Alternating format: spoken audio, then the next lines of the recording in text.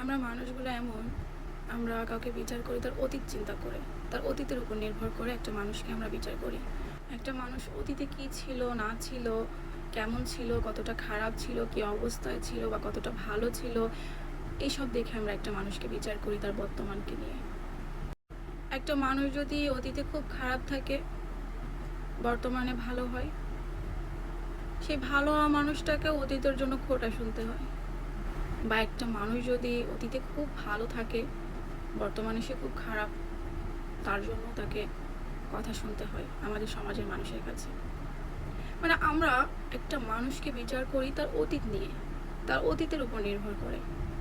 ধরেন একটা ছেলে অথবা মেয়ে তার লাইফের সামনে এগিয়ে যাচ্ছে বা তার লাইফে খুব ভালো আছে, সমাজ এমনই যে সেই মানুষটাকে বাধা দিবে তার অতীত নিয়ে কথাবার্তা বলে, অতীতকে টেনে নিয়ে আসবে বা অতীতের কোনো খারাপ কাজ বা অতীতের কোনো দায়বদ্ধতাকে চাপিয়ে দিবে তার ভবিষ্যতের উপরে। আমরা মানুষ এমনই যে বর্তমান আর ভবিষ্যতের উপর নির্ভর না করে অতীতগুলোকে নিয়ে ঘাটাঘাটি করি, অতীতগুলোকে নিয়ে বিশ্লেষণ করি, একটা মানুষের উপর অতীতগুলোকে চাপিয়ে দিই। জীবন তো চলে যাচ্ছে, জীবন তো পড়ে থাকছে না, তাহলে কেন অতীত নিয়ে বাঁচতে হবে? কেন তাকে আমরা সাহায্য করব না বর্তমান বা ভবিষ্যৎ সুন্দর হোক এমন চিন্তা ভাবনা করে? কেন?